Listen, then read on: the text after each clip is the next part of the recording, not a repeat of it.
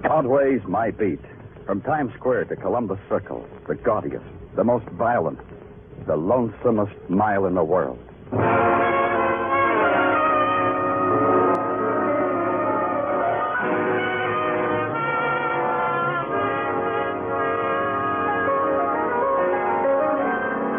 Broadway Is My Beat, with Larry Thor as Detective Danny Clover.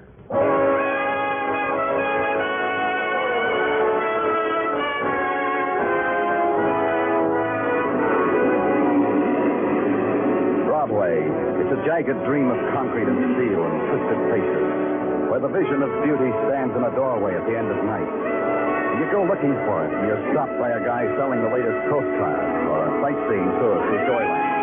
And you keep looking. Then the same guy stops you and lays you out you'll never make it.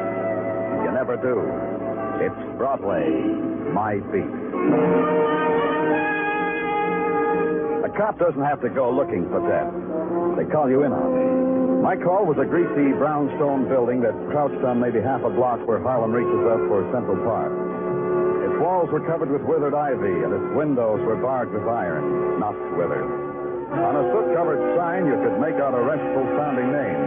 Primrose Sanitarium, rest home for what you couldn't make out. And then a door was unlocked. And a man stood in front of you in a starched white jacket, with his hands folded like ice prongs that hung from his narrow shoulders. It's after visiting hours, chum. I was invited. Danny Clover, Broadway Special Detail. Oh, we've been waiting for you. Waiting with bated breath, chum. Come on in, chum. You're the friendly type, huh? Oh, yes. All the chums in our little institution find me gentle and friendly. Right down this hallway. The chums?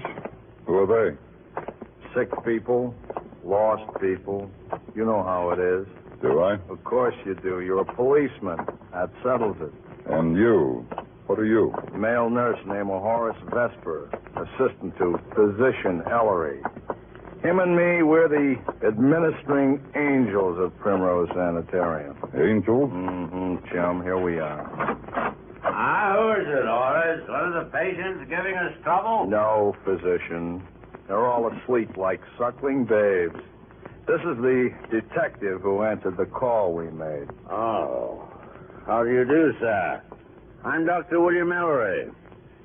Well, I see you're astonished at the state my laboratory's in. But we've had a disorder here, as you see. A bourbon, sir? On the phone, you said a man was dead. Where is he? Oh, there on my operating table. Show the detective, Horace. Sure, physician. Over here, chum. See how it is, Mr. Clover? Yeah.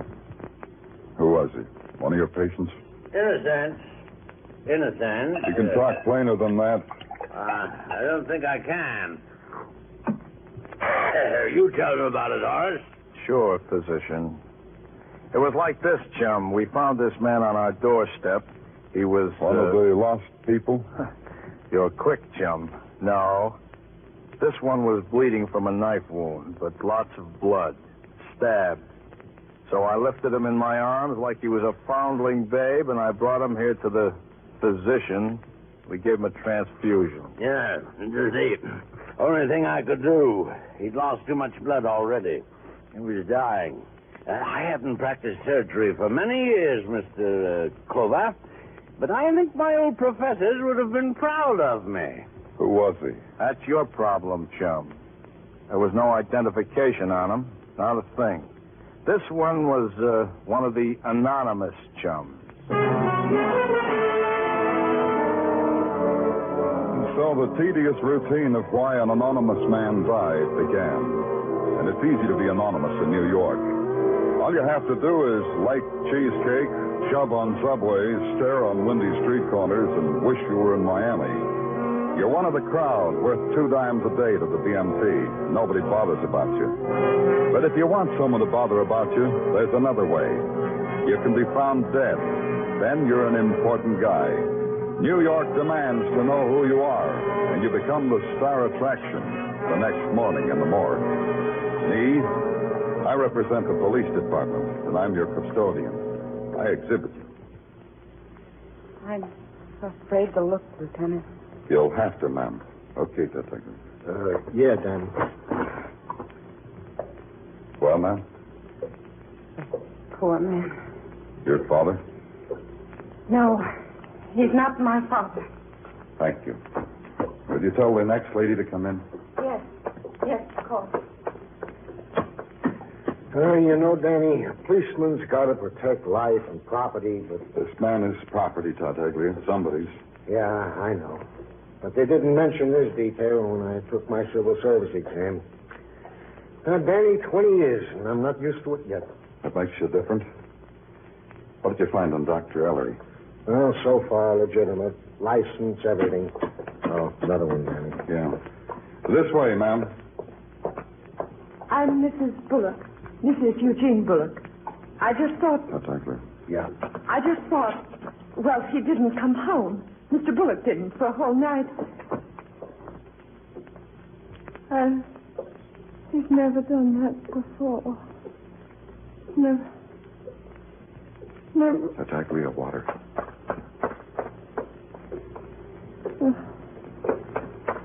Here, Mrs. Bullock. Drink this. Thank you.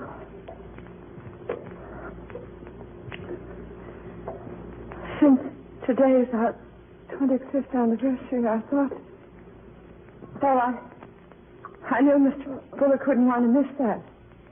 This was our first trip to New York, you see. Mr. Bullock hadn't been out of Iowa before. You don't have to tell me now. Yesterday he left the hotel. Mr. Bullock had an appointment at 7. I've always liked pearls, and he was going to get the necklace. Surprise? I didn't let on that I knew about it. The appointment? With whom? He had the money with him, and he was going to see Mr. Branch. Mr. Eben Branch. Eben Branch. Got that, Tartaglia? Yeah. I didn't want to ruin Mr. Bullock's pleasure. I knew what it meant to him. There wasn't much more she had to tell us after that. Then she asked to be left alone with her husband. I planted Tartaglia in the shadows and got out of there.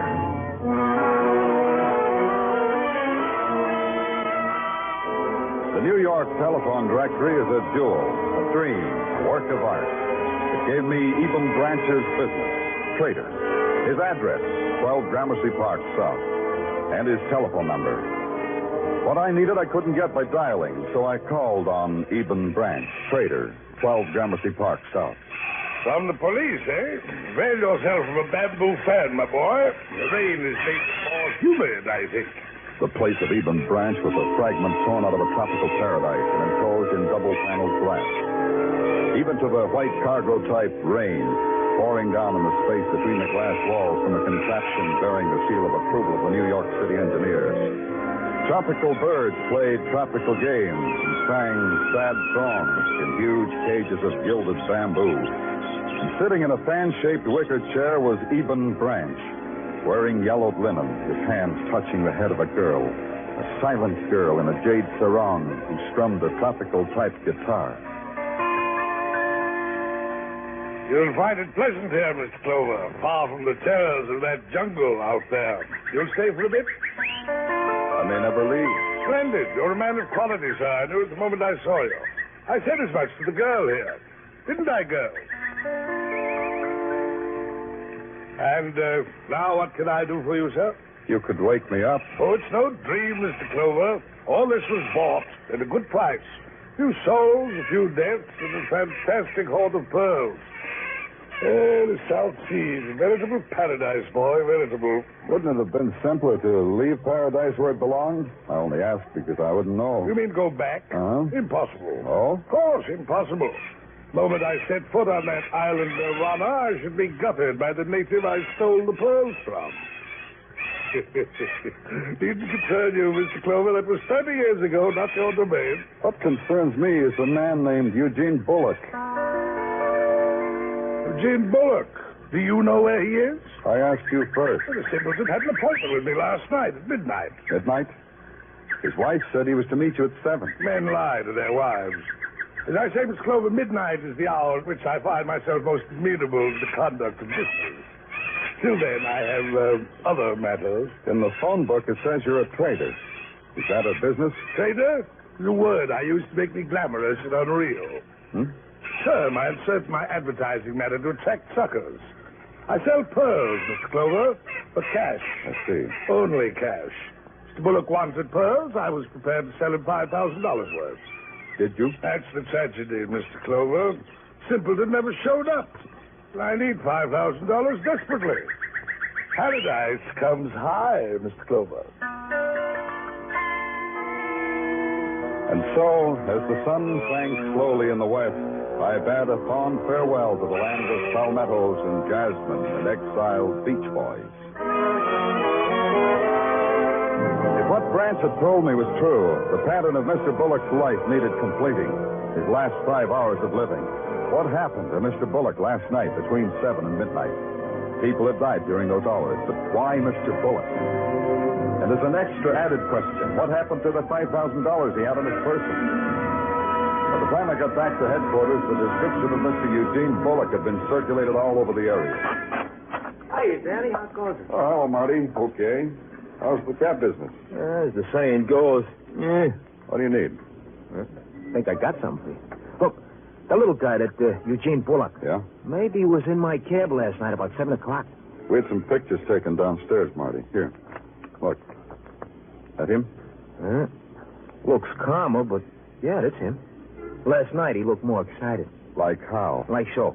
He gets in the cab and he says, cruise around. I cruise. Mm-hmm. Through the rear view mirror, I see he's got the same expression like a kid writing with chalk on a wall, you know? So I asked the question and he says, yeah. Where'd you take him? Oh, first to the village and a spot I know in Chinatown, places like that. Nothing suits this guy, nothing. Then we hit a dime at dance dive up 105th Street. This he goes wild about. He loves it. He pays me and he leaves. Is that what you want, then?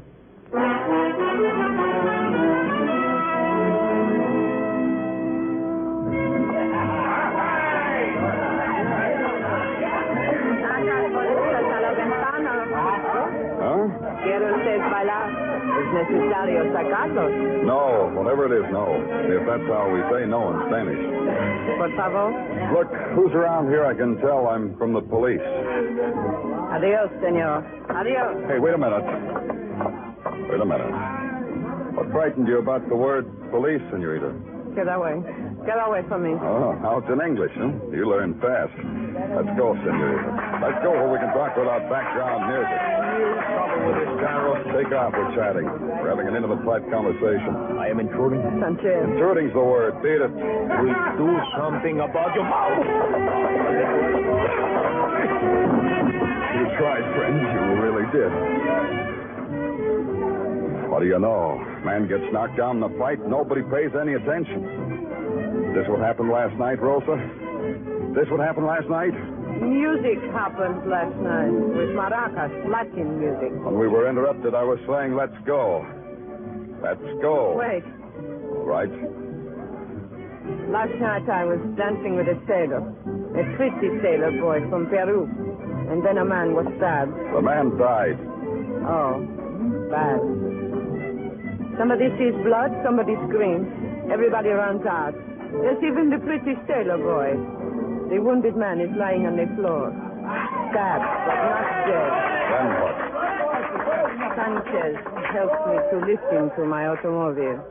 I drove him a little way to a sanitarium where the doctor.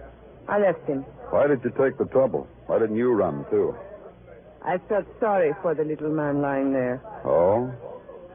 How about $5,000, Rosa? The little man had that much with him when he came here. He didn't have it later. Senor, I have never seen $5,000 in my life. Is that the truth, Rosa? Is that the truth? But you want me anyhow, don't you? I am arrested, yes? She was arrested, yes. And booked, yes. And Sanchez, her admirer, thief, also. It was simple and it was fast. I had the victim, the motive, and 2 grade A suspects. I told the boys in the press room the solution of the murder of Eugene Bullock was only a matter of hours. Simple routine, I told them. I've never been so wrong in all my life.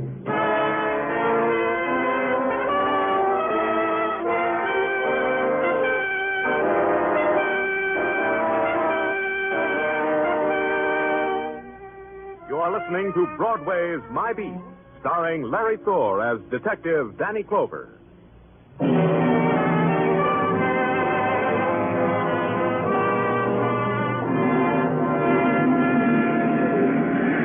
Broadway is the name of a street, and it's a world apart. It's a world that explodes every 24 hours, then starts all over again. The faces might be different, but the expressions are the same. The current population had a current crime to consider, and I had promised them a killer. The killer of Eugene Bullock, an alien from Iowa. But I wasn't keeping my word. Grade A suspect Rosa was being uncooperative. She said she didn't have anything to do with the killing. Somebody else at the dance hall must have done it. So I gave her a chance to tell me who. And the chance was the police lineup. Well, they're ready out there, Danny. 12 guys who could have been at the dance hall at the time of the stabbing. Thanks, Tartaglia. This is what we call a police lineup, Rosa. Rosa? Yes? The lights are so arranged that we can see those 12 men and they can't see us. You can say what you like and the men won't know who's speaking. I see. Yes. Now, I want you to pick out the men you recognize. The men who were in the dance hall night before last. Go ahead. That one, Lieutenant.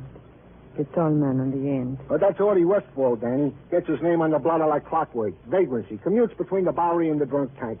2 convictions for purse snatching. Never mind, Tartaglia. Let's just run them down. Who else, Rosa? The one in the brown sweater with the eyeglasses. Yeah.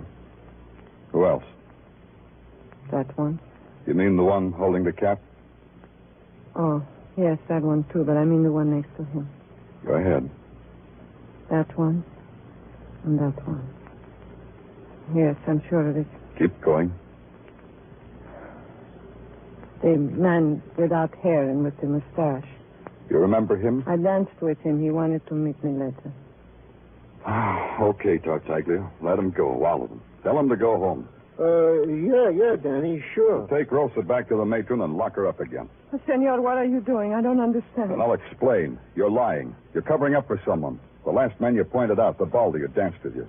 He was planted in the lineup. He's a cop. Take her away, Tartaglia. Maybe your boyfriend's got a better memory.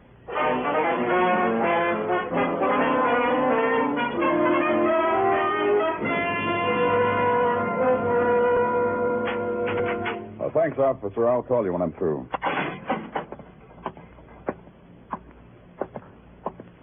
Cigarette, Sanchez? No. No from you. Here's a pack. Keep them. They're yours.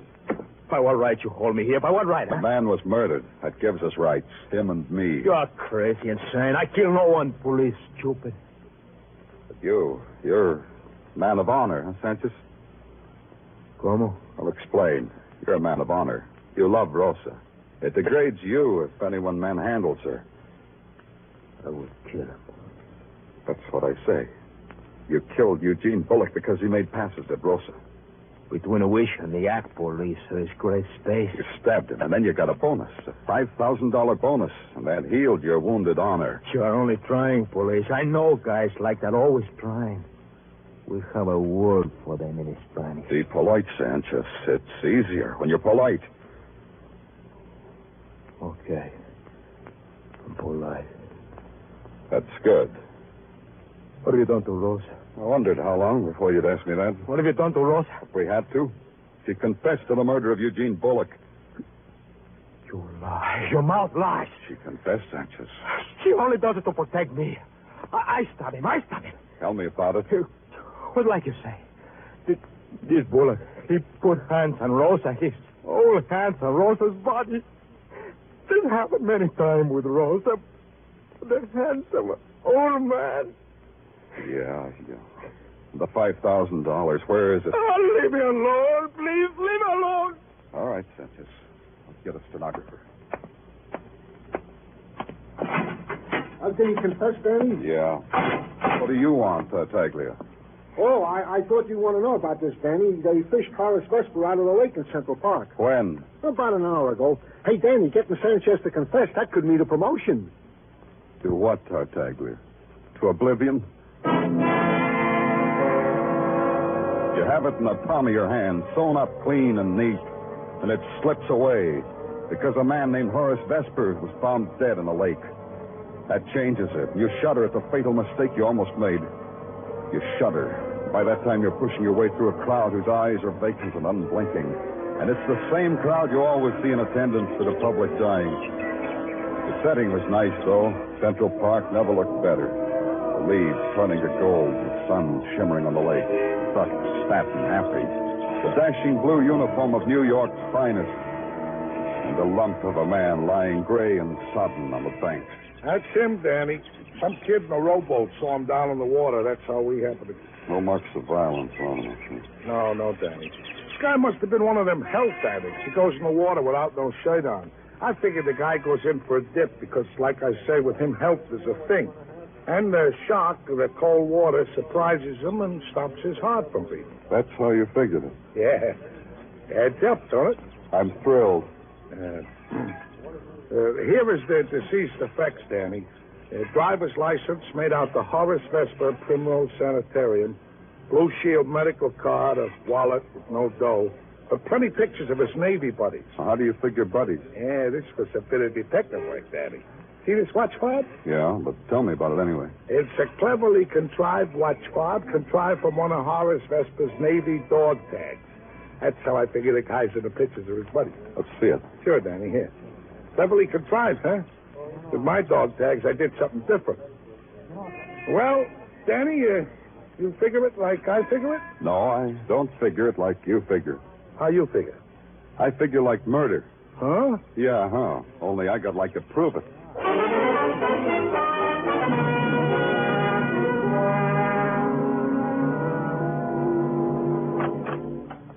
Hi, Danny. Come on in. Thanks, Maria. How's the darling of the police laboratory? Everything okay? Need some new Bunsen burners and things? Tell Danny about it. I'll fix it. How about just walking on little cat's feet, huh, Danny? Am I interrupting something? Well, Dr. Sinsky over there is working on something important, an experiment that can't stand a sudden jolt. Yeah? What is it? It's lunch. Cheese souffle. Oh. Well, then just tell me what your brains and equipment turned up on Horace Vesper, and I'll tiptoe out of here. Well, we ran a marsh test. Uh-huh. In outline, Danny. No signs of poison. A sedative, yes, but a mild one, nothing lethal. Was he drowned? Not that either, Danny. No trace of water in the pleura. Sorry, in the lungs. He didn't drown. Oh, I didn't think he did. What else, Maria? Well, there are 2 punctures, one on each arm, made by a large type needle. The type they use for transfusions, I'd say. Yeah. What else? Look in the microscope, Danny. One right there. Yeah. You see what I mean? Well, not exactly. All I see is somebody looking back at me. That's your eyeball, Danny. Adjust it. Here, let me. No, I'm winking at myself. I'll tell you about it. And you won't believe it. I'll believe it. Tell me. Horace Vesper's Navy dog tag has made a liar out of science.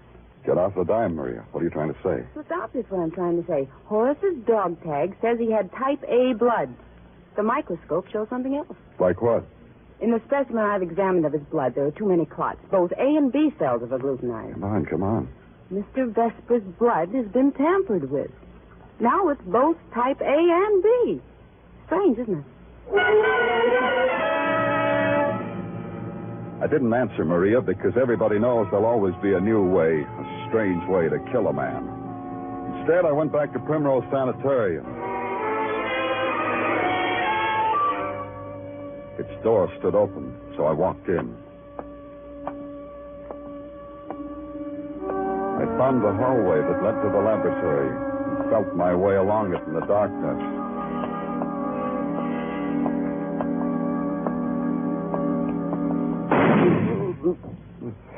And that's what I got. Darkness.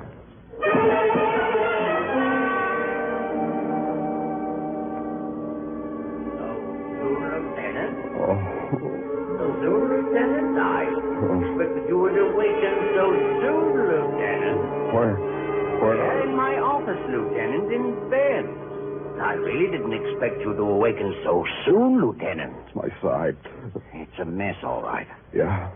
You see, Lieutenant, I hold myself personally accountable for what happened. One of the patients somehow got into my office and somehow got into my desk. Somehow got your gun and somehow shot me.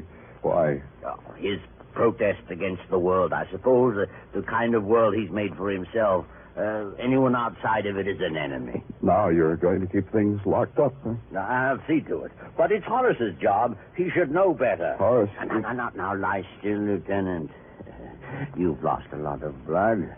You're weak. I am? Looks like a flesh wound to me. It's worse than that. You'll be better, though, after you've had a transfusion and some rest. A whole lot of rest. I'm weak, huh? I can sit up. See, it hurts. I can do it. Oh, don't be a fool, Lieutenant. Lie down. You'll only aggravate your condition. Yeah. We mustn't aggravate conditions. The transfusion, Lieutenant. It won't hurt a bit. We'll just dab your arm with alcohol. And now, I'll get these things ready. My blood type's A, Doctor. Yes, I know. I ran a test on it while you were asleep. We mustn't make a mistake. Give me a transfusion of type B blood. Because that wouldn't make me well. That would kill me. The way it killed Mr. Bullock. I beg your pardon. You didn't give Bullock a transfusion to save his life. You gave him a transfusion to kill him. Oh, poor fellow. Delirious. You killed Horace, too. Sedative in his bourbon, I figured. Then you gave him a transfusion of B blood while you took A blood out of him. Cute. You wanted all Mr. Bullock's funny yourself.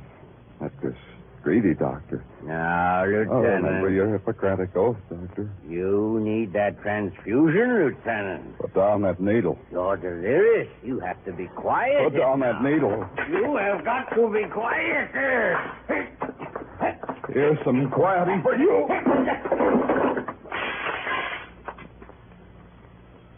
You just rest right there, Doctor.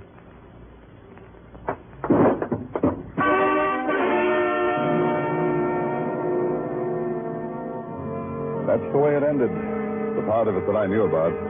I had to be told the rest. That the police found the doctor in the corner of the laboratory gibbering to a bottle of bourbon. That I fought them all the way to the emergency ward, and that nobody in medical history protested the way I did. All they wanted to do, they said, was give me a transfusion.